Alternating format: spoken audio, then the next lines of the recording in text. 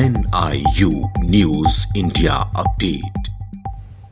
राजधानी देहरादून के एकता होटल में बैंकिंग सेक्टर की विशालकाय कंपनी कोटक म्यूचुअल फंड द्वारा एक प्रेस वार्ता आयोजित की गई, जिसमें कोटक के Manish Mehta, national head sales marketing एवं डिजिटल ने जानकारी देते हुए बताया कि कोटक म्यूचुअल फंड के लिए यह वित्त वर्ष बेहद उत्साहजनक रहा है। अपने उत्पादों पर विशेष ध्यान देने की रणनीति ने वितरण नेटवर्क में अपने दायरे का विस्तार करने में महत्वपूर्ण भूमिका निभाई है। कंपनी ने परिसंपत्ति की सभी श्रेणियों में एसेट अंडर मैनेजमेंट में शानदार वृद्धि दर्ज की है।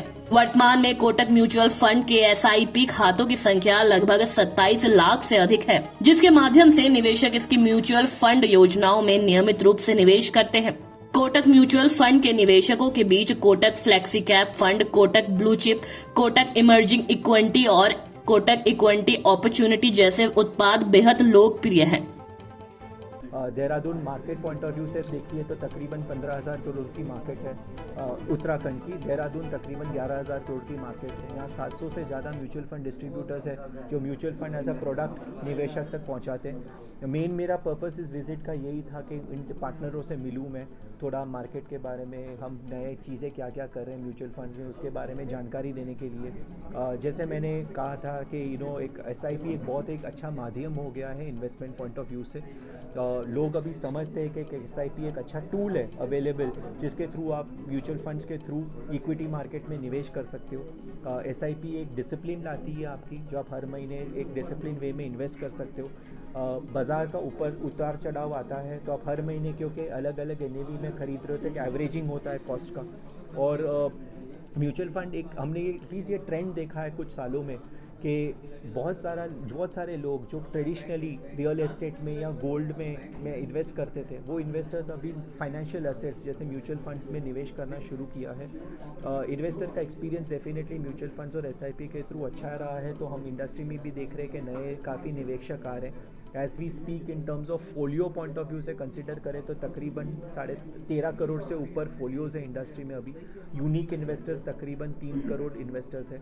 SIP भी अभी तकरीबन 5 करोड़ से ज़्यादा SIP चलती है। हर महीने तकरीबन 12,000 करोड़ का SIP का फ्लो है जो इंडस्ट्री में आता है। तो हमें लगता है एक अच्छा टूल है, अच्छा माध्यम है, जिसके थ्रू लोग अगर निवेश करना कंटिन्यू करें तो लॉन्ग टर्म में अच्छी वेल्थ क्रिएशन हो सकती है। तो जब कोविड शुरू हुआ था तो डेफिनेटली मार्केट ने काफ़ी क्रैश देखा था at that point of time. But अगर आप तुरंत उसके 6 महीने बाद या देखिए या 1 साल का रिटर्न अगर आपने मार्केट में देखा तो तकरीबन मार्केट ने 100% से ज़्यादा रिटर्न दिया था, क्योंकि बाउंस हुआ था। मार्केट अल्टीमेटली इकोनॉमी पे डिपेंड करती है।